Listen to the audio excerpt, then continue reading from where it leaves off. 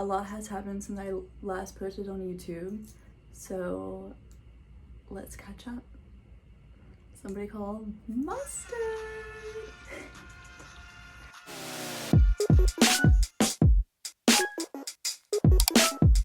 We're in the studio right now. I have my little notes just to make sure I don't forget anything because your girl is extremely ADHD. I am out of Louisiana. I'm in Oklahoma. Never in a million years thought I would be in Oklahoma. March 8th, I believe, me and Chris had our couple shower because we're engaged. We had our couple shower in the beginning of March. At the end of March, we were moving.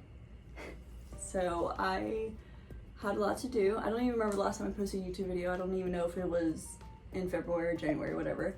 But before March, obviously I'm getting everything ready for the couple shower, ordering all the stuff, creating all the things. Then the couple shower happens. Had a great time. Thank you guys for everybody that showed up. Very loved and supported, and I honestly had fun. My favorite part, even though no one asked, was the games. The games was fun. I loved the games.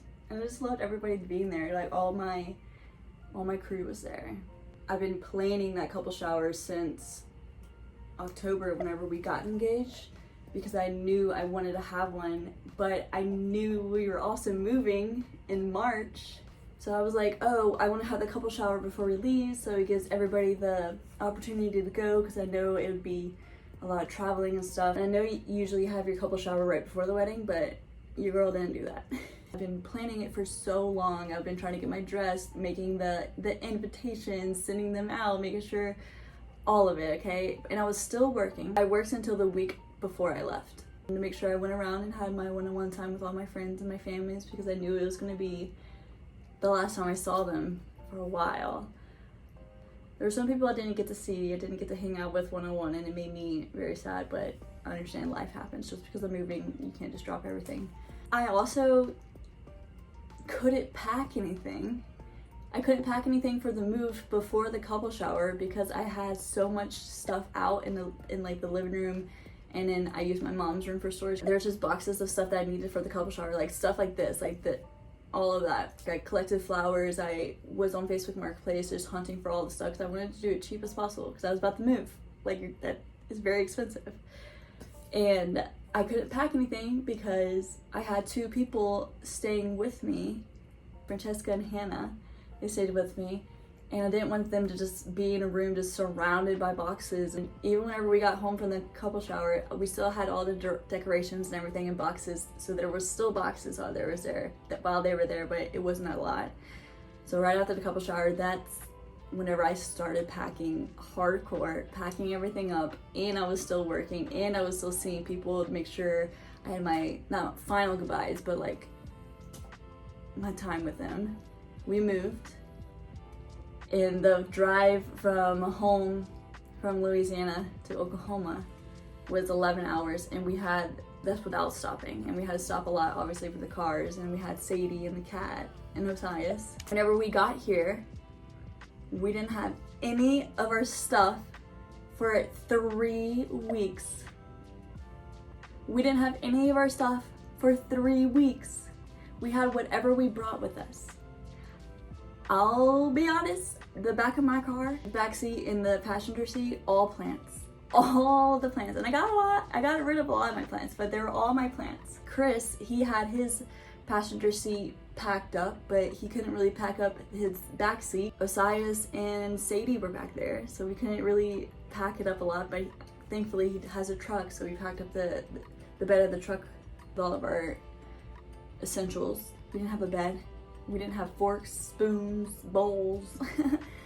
We only brought the clothes, and I only brought like loungewear, and I'm so grateful I brought towels and I brought some pillows because I brought pillows because I stuffed it in between the plants, some of the plants, so they weren't dinging around whenever we were driving. And that's all we had. So we had to go to Walmart and buy an air mattress. We also had to buy a set of plates and bowls, about a pan and a spatula. We didn't have anything.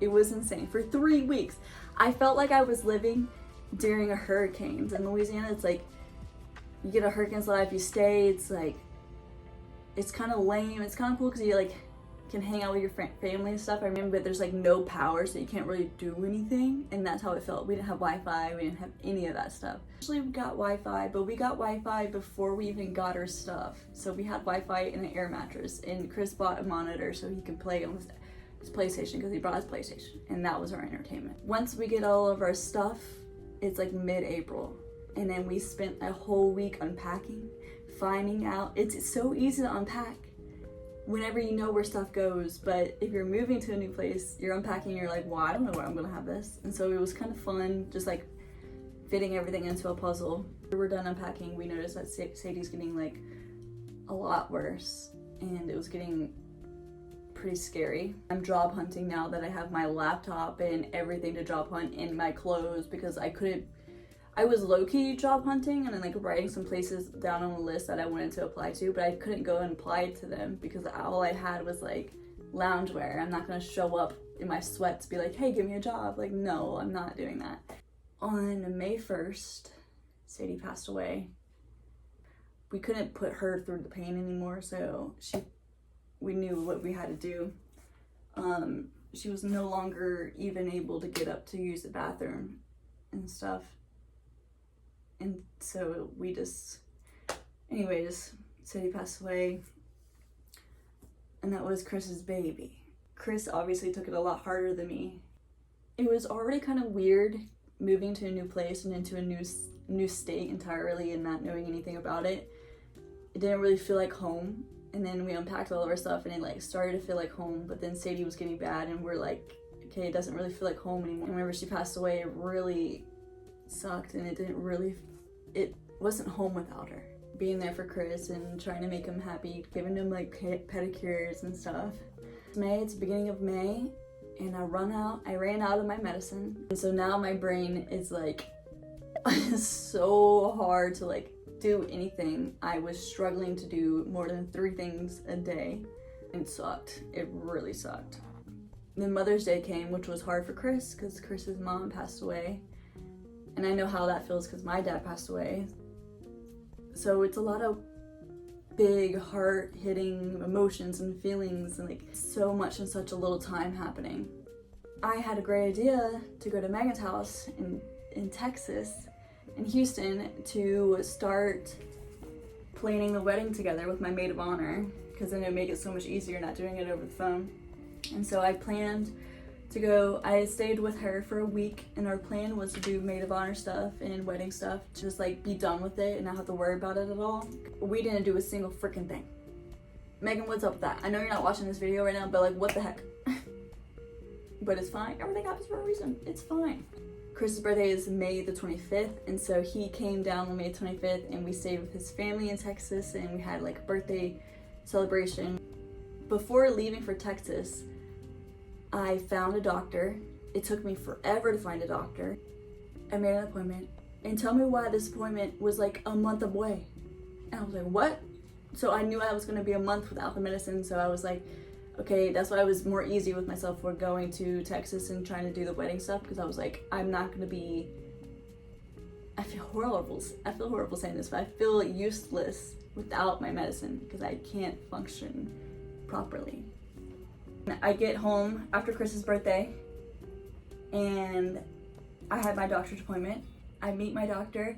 She's amazing. I love her. I figured since my old medicine's completely out of my system, it's been over a month, that I could start a new medicine and it'd be fine, like whatever. So we started new medicine. You guys don't care. It took my insurance to approve the new medicine, because it's new medicine, new state, new doctor, all that stuff. It took over a week for the medicine to get approved.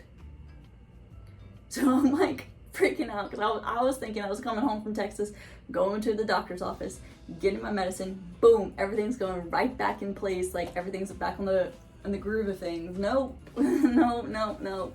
I basically lost my mind. It's June.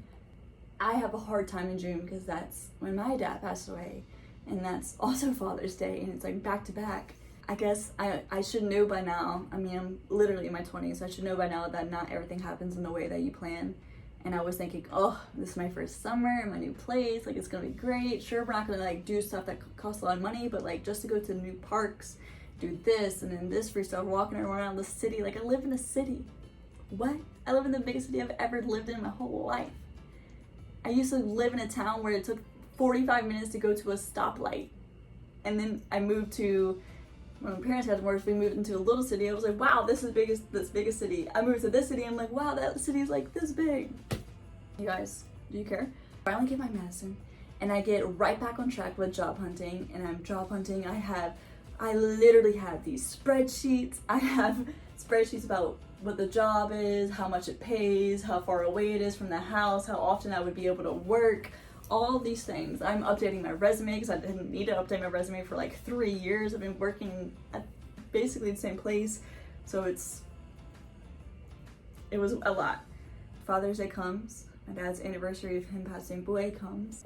I try to every year go to a new place, go outside of where my town, Louisiana, because there's just too many memories with, and I felt blessed that I was here because it didn't take long to go somewhere new. I literally went like 20 minutes down the road to this giant lake, and I just sat there for hours and hours watching these guys like windsurf and dogs walking by, and it's so freaking windy in Oklahoma. Oh my gosh, windmills make sense to me now, y'all. I understand windmills so much because it's just windy. It's windy all the time, and you either feel like Beyonce like this, or you look like the girl from Ring, because your hair is on your face. And there's no in between. I've learned so far no in between, which is crazy. I'm doing interview after interview. It's also weird to me because living in a big city, I didn't anticipate. I thought coming to a big city, oh, I'm gonna get a job so fast. Like, there's so many jobs, I'm gonna get a job so fast. No, bitch. I have never applied for a job and not gotten it. I'm not trying to be like, toot toot my own horn, toot toot, beep beep. Tooting my own horn? That does not sound right. Anyways, I'm not trying to be that bitch. Like, I've never not gotten a job that I applied for. But I understand now, I was in a little city. You're applying, they're like, oh, okay, you're hired. Over here, they're like, oh, there's like bajillion people applying. Like, we don't need you, we want this other person. I've never experienced that. Ever. I feel like Rachel from Friends when she moved and she's trying to find a job. I was like, what the hell is happening? I applied for so many jobs. I did a couple interviews and I was like, whatever, I'll take this job. I was like, okay, perfect. Now I feel like it's okay if I make YouTube video because I have a job that's making me money, and then I can come home and do YouTube. No. That job was draining in a way that I haven't experienced in a long time. And it wasn't rewarding, and it didn't even pay good. Okay, like the second week of July, because first week is my birthday was first week, and then Megan and her family came and visited me for my birthday. It was really cool. We toured a bunch of venues, and then the next week I accepted the job and I started working, and I was getting up at 6 every single day. I was getting home around 6 every single day, 5:30 to 6 every day. I basically was getting home, showering, eating, night care routine, maybe reading a little bit, going to sleep. And I did that. I got a couple paychecks in, and I was like, okay, now I'm in the groove of things, like let me start trying to do something else. I couldn't. I'm doing some art or coming home and cooking something new. Maybe even going out and having a beer or playing pool or just doing something fun with Chris, going to the park. Like, that's how we live our life, and not being able to do that was weird. And I cried more at this job, or because of this job, than I have in the past 4 of my past jobs combined. Like, your girl doesn't cry that much, but I was crying a lot because of this job. And Chris even told me, he was like, Sierra, whenever you're ready, I can support us for a while. Like, you don't need to have this job, you can leave. I want you to leave. And I was like, no, I can't leave. I just felt trapped. And I had my therapy sessions and with my doctor and whatnot, and she even was like, bro, you gotta get out of there. Like, what are you doing? And I put my 2 weeks in, My mom came and visited me. I had a great time. And then right after my mom left, I got my hair cut. Watch out for that video. That video's coming up. And then one of my best friends, Hannah, came and she stayed with me for a while, and that was really fun. And then she left, and oh my gosh, I didn't even tell you, Chris is gone. Chris is gone. I've been living alone for a month, and I'm alone, and it sucked. And I had to like relearn how to love myself, and yeah. We rescued a kitty. We rescued a kitty in July. It was Chris's idea, surprisingly. I didn't think I was ever gonna rescue a kitty again because of my experiences in the past. You could watch that video if you want, I guess. Her name is Andarna. Let me know if you know where that's from.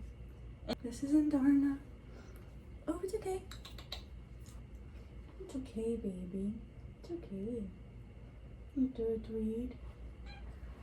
She could be really sweet, but she's also really crazy, so don't let her fool you. I'm hoping and praying, literally praying, that I get back in the groove with YouTube. This is actually the second video I filmed today. Even though I had videos to be editing. Like, I took a lot of videos before leaving Louisiana. So I could have been editing those, but you girl been struggling. You guys are all doing well. If you're struggling mentally, physically, emotionally, and you need someone to talk to and you feel like you don't have anyone to talk to, DM me on Instagram. We could talk it out. I'll be your friend. If you've never even seen me before, hi, my name is Sierra. I don't even think I introduced myself, and now you know all my business. Let's be friends. Follow me, subscribe. Go check out my other videos, because I know this one probably didn't make you laugh, but I'm sure my other ones will, unless your humor's differently. But differently. I'll see you on the next one. Bye.